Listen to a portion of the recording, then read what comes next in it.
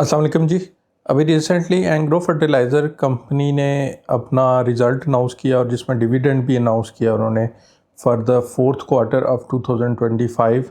Result उनका अच्छा था ओवरऑल और डिविडेंड भी अनाउंस किया लेकिन उसके रिस्पांस में एक तो सडनली प्राइस नीचे गई है। तो इस वीडियो में हम देखेंगे डिविडेंड को भी, उस रिज़ल्ट को भी, फिर उस प्राइस के नीचे जाने के रीज़न को भी देखेंगे और इसके बाद ये भी देखेंगे कि जिन लोगों के पास एंग्रो फर्टिलाइज़र कंपनी के शेयर्स हैं उनको रखने चाहिए या नहीं, और अगर कोई नए ख़रीदना चाहता है तो वो उसको क्या करना चाहिए इसके बारे में। तो सबसे पहले कंप्यूटर स्क्रीन पे जाके हम एंग्रो फर्टिलाइज़र कंपनी का जो भी रिज़ल्ट आया वो और डिविडेंड वगैरह देख लेते हैं और फिर वापस आके बात करते हैं बाकी। भी फरवरी 11 को जो मीटिंग हुई है एंग्रो फर्टिलाइजर की, उसमें जो 2025 का फोर्थ क्वार्टर था उसका जो डिविडेंड है वो अनाउंस किया गया और ओवरऑल एनुअल रिजल्ट्स 2025 का।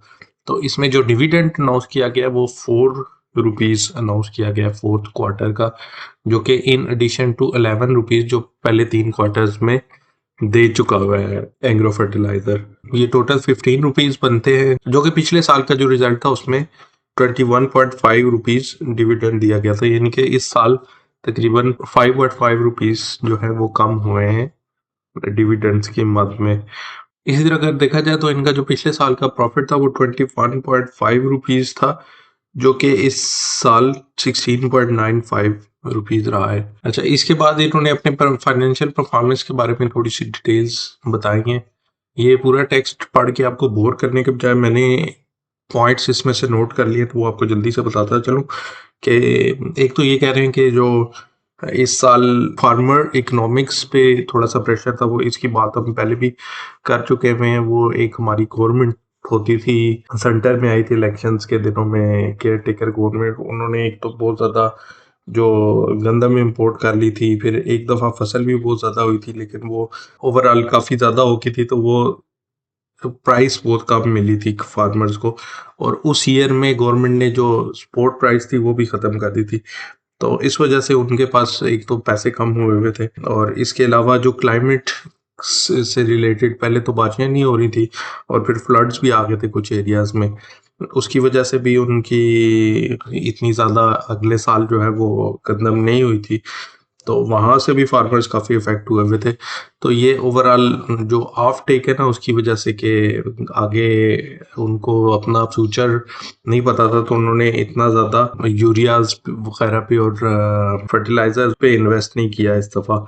लेकिन ये है कि पिछले साल की निस्बत थोड़ी सी चीज़ें बेहतर हुई हैं, यानी कि आहिस्ता आहिस्ता अभी गवर्नमेंट ने थोड़ा सा इंश्योर किया है कि वो सपोर्ट प्राइस ऑफ 3500 देंगे, तो इसकी वजह से जो सेल्स है वो थोड़ी सी बढ़ी है, लेकिन उसमें थोड़ा सा इनको डिस्काउंट्स वगैरह भी देने पड़े क्योंकि फार्मर्स की हालत इतनी अच्छी नहीं थी कि वो ओवरली प्राइस परचेज कर सकें खादें वगैरह। इन्होंने और बताया कि 14% जो सेल्स हैं वो ओवरऑल इंक्रीज हुई है इनकी। यूरिया की प्रोडक्शन जो है वो 6.6% इंक्रीज हुई है। इसके अलावा जो इनका प्रॉफिट है ओवरऑल वो पिछले साल से कम हुआ है, ये 22.6 बिलियन इस दफ़ा हुआ है, जो कि लास्ट टाइम 28.3 बिलियन रुपीस था। इसमें कम होने की वजह जो उन्होंने बताई है, इसमें 2 बिलियन का सुपर टैक्स जो गवर्नमेंट ने नया लगाया इन पे, इसके अलावा प्राइस डिक्रीजेस जो इन्होंने डिस्काउंट्स वगैरह दिए हैं फार्मर्स को उनकी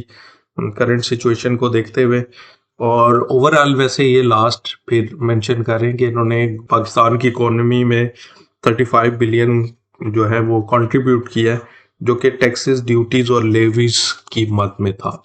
तो ये तो थोड़ा सा ये जो पैराग्राफ्स लिखे हुए ना, इसका थोड़ा सा समरी थी, हाइलाइट्स थी। बाकी एनुअल जनरल मीटिंग का बता रहे हैं, और इसके अलावा बता रहे हैं कि ये डिविडेंड उन लोगों को दिया जाएगा जो कि मार्च 16 को जिनके पास शेयर्स मौजूद होंगे एग्रो फर्टिलाइजर के। इसके अलावा फिर ये बुक क्लोजर डेट्स वगैरह की डिटेल्स इन्होंने दी हुई हैं। फिर आगे स्टेटमेंट्स पे आ जाते हैं। स्टेटमेंट्स में सबसे पहले कंसोलिडेटेड स्टेटमेंट्स हैं और नीचे इंडिविजुअल सिर्फ एग्रो फर्टिलाइजर कंपनी भी की भी है। कंसोलिडेटेड में इनकी जो एक दो सब्सिडरीज है ना, उनका भी सारा जो है वो इंक्लूडेड होता है, उनसे जो फायदा नुकसान हुआ है इनको। तो मेन यही होती है कंसोलिडेटेड, और वो फिर जो नीचे होंगी वो stand alone agri fertiliser as a company जो है वो शो हो रही होगी, तो वो भी आप जाके नीचे देख सकते हैं। लेकिन कंसोलिडेटेड को देख लेते हैं। Consolidated statement of financial position, इसमें इसके एसेट्स का बताया जा रहा है। तो एसेट्स में अगर देखा जाए तो ओवरऑल एसेट्स जो है वो ईयर के एंड पे 199 बिलियन थे। ये अमाउंट्स इन थाउजेंड्स, यानी कि 3 जीरोस आपने और लगा देने हैं इन सारी फिगर्स के आगे। 199 बिलियन ईयर के एंड पे थे, 170 बिलियन स्टार्ट में थे, यानी कि 19 बिलियन जो है ना ओवरऑल एसेट्स में इजाफा हुआ है। जिसमें एक मेन जो एसेट्स में इजाफा हुआ है वो प्रॉपर्टीज, प्लांट एंड इक्विपमेंट जो है वो उनके बड़े हैं 9 बिलियन के। इसी तरह डेफर्ड टैक्सेशन, जो टैक्स इन्होंने पे करना था लेकिन उसको डिले कर दिया गया, तो वो जो अमाउंट उनके पास आई है उनको एज आ एसेट उन्होंने शो किया है, जो पेएबल टैक्स था लेकिन अभी उनको नहीं पड़ा पे करना पड़ा, तो वो 1.5 बिलियन है। इसके अलावा इनटेंजिबल एसेट्स इनके जो है वो थोड़े से डिक्रीज हुए हैं। इसके बाद अगर इनका कैश बैलेंस देखें तो 4 बिलियन जो है वो इंक्रीज हुआ है पिछले साल की निस्बत। और इसके अलावा जो मेन कंट्रीब्यूशन हुई है इसमें वो ट्रेड डेट्स थे, जो कि पिछले साल तकरीबन 8 बिलियन के थे, इस दफ़ा 16 बिलियन हो गए, जो कि रिसीवेबल्स हैं इनके। इसके अलावा अदर रिसीवेबल्स जो हैं वो थोड़े कम हुए हैं। इसी तरह शॉर्ट टर्म इन्वेस्टमेंट्स जो है वो इनकी काफ़ी हद तक बढ़ी हैं। तो ये ओवरऑल जो है 19 बिलियन का इंक्रीज है इनकी फाइनेंशियल स्टेटमेंट में। इनके एसेट्स जो है वो 19 बिलियन बढ़े हैं, जो कि एक काफ़ी पॉजिटिव चीज़ है। इसके बाद फिर इनकी ओवरऑल इक्विटी की और लाइबिलिटीज़ की, करंट लाइबिलिटीज़ की डिटेल्स आ जाती हैं, और एंड में एसेट्स जो है। तो अब प्रॉफिट लॉस स्टेटमेंट पे चले जाते हैं। तो प्रॉफिट लॉस स्टेटमेंट में इनका जो सबसे पहले सेल्स है वो पिछले साल से तकरीबन 20 बिलियन कम हुई है। यहाँ पे जो इनकी ओवरऑल रुपीस में सेल्स है ना, जैसा कि आपने शुरू में देखा था कि यूरिया वगैरह इनका जो है 14% ज़्यादा सेल हुआ था, लेकिन इन्होंने 60 डिस्काउंट्स वगैरह भी दिए थे ताकि वो कंपेटिटिव रह सकें मार्केट में। तो असल में रुपीस में इनकी जो सेल्स थी वो 20 बिलियन तक उनमें डिक्रीज आई है, ये तकरीबन 19 बिलियन तक। लेकिन अच्छी बात यह है कि जो कॉस्ट ऑफ सेल्स है वो 20 बिलियन इन्होंने कम किया है, यानी कि जो प्रोडक्शन कास्ट है उस यूरिया की या उन फर्टिलाइजर्स की जो कि इन्होंने सेल की हैं वो तकरीबन 20 बिलियन कम हुई है यहाँ पे। यानी कि जो सेल्स की अमाउंट कम हुई है उसको इन्होंने अपनी प्रोडक्शन या एक्वायरिंग कास्ट में वो कर लिया, तो नेट इफेक्ट इनका जो है वो बिल्कुल ज़ीरो है। यानी कि सेल्स कम होने के बावजूद उनकी जो कास्ट है उस पर काबू पा के इन्होंने, तो इसी वजह से जो ग्रॉस प्रॉफिट है इनका पिछले साल से भी थोड़ा सा ज़्यादा है, सेल्स 20 बिलियन कम होने के बावजूद। फिर इसके बाद अगर हम देखें तो जो डिस्ट्रीब्यूशन एक्सपेंसेस हैं वो थोड़े से बड़े हैं, क्योंकि ओवरऑल जो खादों की अमाउंट वगैरह थी वो ज़्यादा थी, तो ज़ाहिर है थोड़े से ज़्यादा एक्सपेंसेस वगैरह एक्सपेक्टेड थे। फिर जो इनके ऊपर 2 बिलियन का एक टैक्स था, सुपर टैक्स, वो भी इंक्लूड हुआ है। इसके अलावा जो ओवरऑल इनका प्रॉफिट बिफोर टैक्सेशन है ना वो 45 बिलियन से 40 बिलियन पे आया है वापस। तो ये थोड़ा सा यहाँ पे इनको हुआ, और इसमें मेन कंट्रीब्यूशन इसका था ये जो डिस्ट्रीब्यूशन एक्सपेंसेस वगैरह थे। सेल्स भी कम हुई हैं लेकिन उसको इन्होंने कवर अप कर लिया था ऊपर। एडमिनिस्ट्रेटिव एक्सपेंसेस में भी इतना ज़्यादा फर्क नहीं आया, थोड़े से बड़े 500 मिलियन तक। प्रॉफिट बिफोर टैक्स जो है वो 5 बिलियन कम हुआ है, जिसकी वजह से ओवरऑल टैक्स को मिला के टैक्स जो है वो 1 बिलियन तक बढ़ा है, और ओवरऑल जो इनकी प्रॉफिट है वो 28 बिलियन से नीचे 22 बिलियन पे आ गया, जो कि अर्निंग पर शेयर में एज अ 4.21 रुपीज़ का डिक्रीज ईयर टू ईयर जो है वो शो हुआ है। तो इस दफ़ा की अर्निंग जो है पर शेयर 4.21 रुपीज़ कम है। लेकिन यहाँ पे ये कंपनी ने बड़ा अच्छा कवर अप किया, वरना ये बड़ा नीचे जा सकता था। सेल्स काफ़ी कम होने के बावजूद उसकी कास्ट पे कवर अप करके, तो यहाँ पे इसका इफेक्ट उन्होंने बिल्कुल नहीं आने दिया नीचे, जो कि एक बहुत बड़ी अचीवमेंट मैं उसको समझता हूँ। स्टेटमेंट ऑफ कॉम्प्रिहेंसिव इनकम, इसमें मेनली इन्होंने यही बताया हुआ है कि जो इनकी जो मेन प्रॉफिट है वो इनकी सेल्स से ही हुआ है, और फिर नीचे वो एम्प्लॉयमेंट बेनिफिट्स का जिक्र है, लेकिन मेन जो इनका प्रॉफिट है वो यहाँ से हुआ है, और वो डिक्रीज हुआ है पिछले साल के मुकाबले में 6 बिलियन। इसके बाद आगे आ जाते हैं चेंजेस इन इक्विटी। इसमें जो भी ट्रांजैक्शंस होती हैं, जो कि भी उनके ओनरशिप में चेंजेस है, वो यही है कि उन्होंने जो प्रॉफिट आता गया है वो उसकी ट्रांजैक्शंस उन्होंने किए 2025 में अपने सारे शेयर होल्डर्स को, चाहे वो रिटेल शेयर होल्डर्स हों या प्राइवेट शेयर होल्डर्स हों, उनको उनको जो जो भी पेमेंट्स किए हैं प्रॉफिट की बात में या डिविडेंड की बात में, वो सारा वही मेन ट्रांजैक्शन थी 2025 की भी और 24 की भी। इसके बाद स्टेटमेंट ऑफ कैश फ्लो में आ जाते हैं। इसमें अगर ओवरऑल एंड में देखें तो पिछले साल के एंड में इनका इनका काफ़ी नेगेटिव कैश फ्लो चल रहा था, जो कि इस दफ़ा 6 बिलियन रहा है, यानी कि 8 बिलियन की इंक्रीज थी।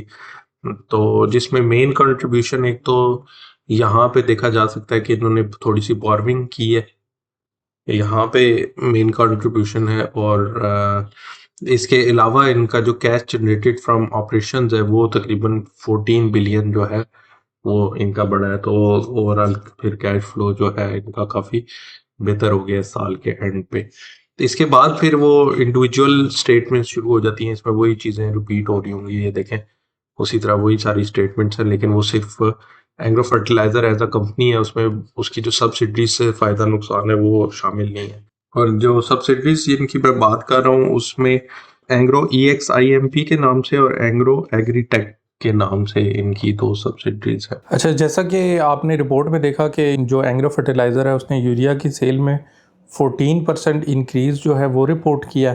इसके अलावा उन्होंने 6.6% बताया कि प्रोडक्शन भी हमने इस दफ़ा बढ़ाई है अपने प्रोसेसेस को इम्प्रूव करने के बाद। लेकिन 14% इंक्रीज़ के बावजूद सेल्स जो हैं अभी तक ओवरऑल इंडस्ट्री की भी और एंग्रो फर्टिलाइज़र की भी नॉर्मल जो फर्टिलाइज़र की सेल्स होती हैं उस तक नहीं पहुंची, क्योंकि पिछला साल फ्लड्स वगैरह से अफेक्टेड थे फार्मर्स। उससे पिछली साल वो गंदम बहुत ज़्यादा इंपोर्ट वगैरह हो गई थी, तो ये सारे फैक्टर्स इसमें हैं। सेल्स के वॉल्यूम के इंक्रीज़ के बावजूद 19 बिलियन कम सेल्स हुई हैं अगर आप इन टर्म्स ऑफ रुपीज़ देखें तो। लेकिन अच्छी बात यह है कि एंग्रो फर्टिलाइज़र ने प्रोडक्शन कास्ट को भी इस दफ़ा कंट्रोल किया और उसकी वजह से प्रोडक्शन कास्ट भी तकरीबन 20 बिलियन उनकी कम हुई है, तो जिसकी वजह से सेल्स के जो 20 बिलियन थे वो वहीं पे उन्होंने प्रोडक्शन कास्ट को कंट्रोल करके इम्प्रूव कर लिया। इसके अलावा जो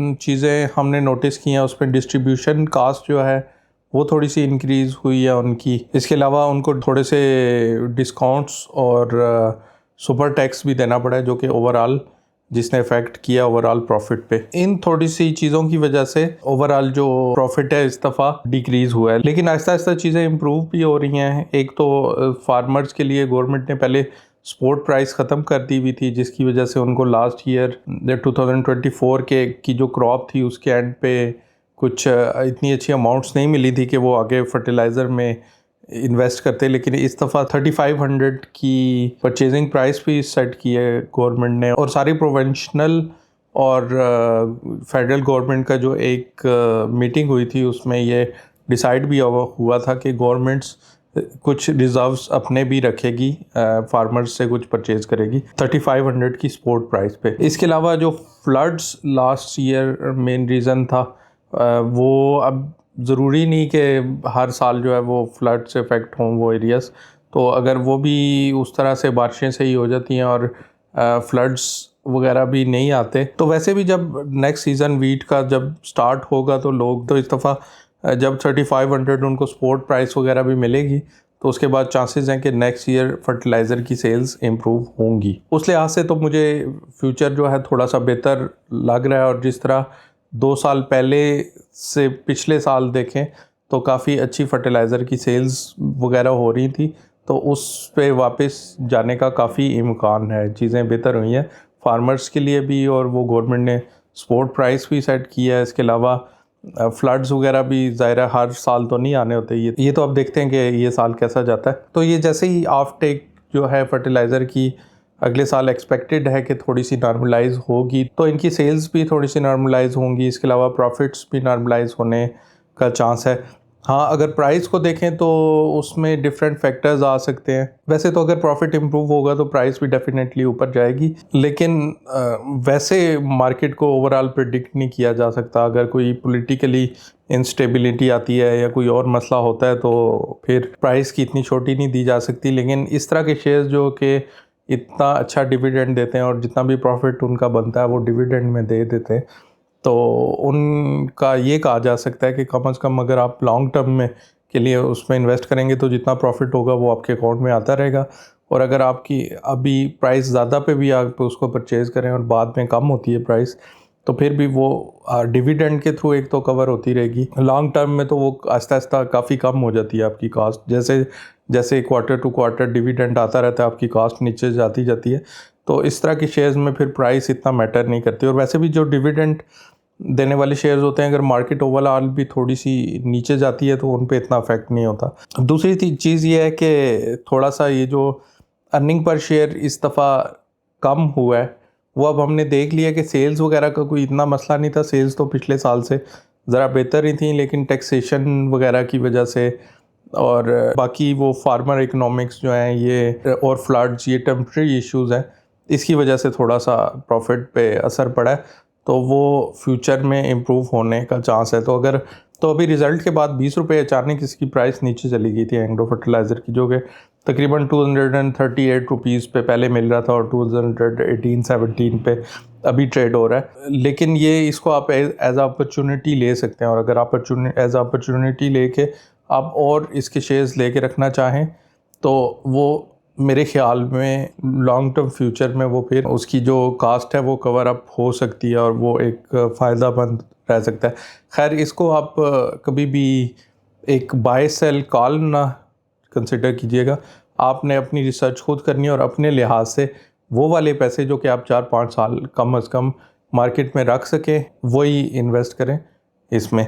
लेकिन ओवरऑल मतलब शेयर्स इसके बढ़ाए जा सकते हैं। आप मेरी ये जो सारी बातें की है इस वीडियो में और जो भी आपको स्क्रीन पे दिखाया है, इस सब को as a starting point of your research रख के तो आगे फर्दर देख के और फिर खुद एक इन्फॉर्म्ड डिसीजन ले सकते हैं। लेकिन ओवरऑल मुझे जो है इसका फ्यूचर अच्छा ही लग रहा है। तो अगर कोई इसके शेयर्स की बढ़ाता है और जिसके पास पहले नहीं है वो लेता है तो उसको लॉन्ग टर्म में फ़ायदा ही होगा। लेकिन अगेन ये डिसीजन आपका अपना होना चाहिए। एक और चीज़ जो मैं कहता हूँ कि किसी भी सेक्टर में अगर आपने बाइंग करनी है, मसलन फर्टिलाइज़र में ही करनी है, तो इसकी जो बाकी कंपनीज़ है ना उसमें भी इन्वेस्टमेंट होनी चाहिए, यानी कि डाइवर्सिफाई करें आप। एंग्रो फर्टिलाइज़र, फौजी फर्टिलाइज़र, इवन वो फातिमा फर्टिलाइज़र तीसरी कंपनी जो है उसमें, और फिर इसके अलावा दूसरे सेक्टर्स में भी डाइवर्सिफाई करना बहुत ज़रूरी है। यानी कि एक ख़ास अमाउंट से ज़्यादा अगर आपकी चली जाती है इन्वेस्टमेंट तो उसको बाकी सेक्टर्स में भी डालें, ये नहीं कि एक ही सेक्टर में सारी इन्वेस्टमेंट करते रहें। इस चैनल पे मैं पाकिस्तान स्टॉक एक्सचेंज के बारे में, म्यूचुअल फंड्स के बारे में और पर्सनल फाइनेंस के बारे में वीडियोस बनाता रहता हूँ। अगर आप भी इंटरेस्टेड हो तो ज़रूर चैनल को सब्सक्राइब कर लें। वीडियो अच्छी लगी हो तो लाइक का बटन प्रेस कर दें। मिलते हैं अगली वीडियो में इंशाल्लाह।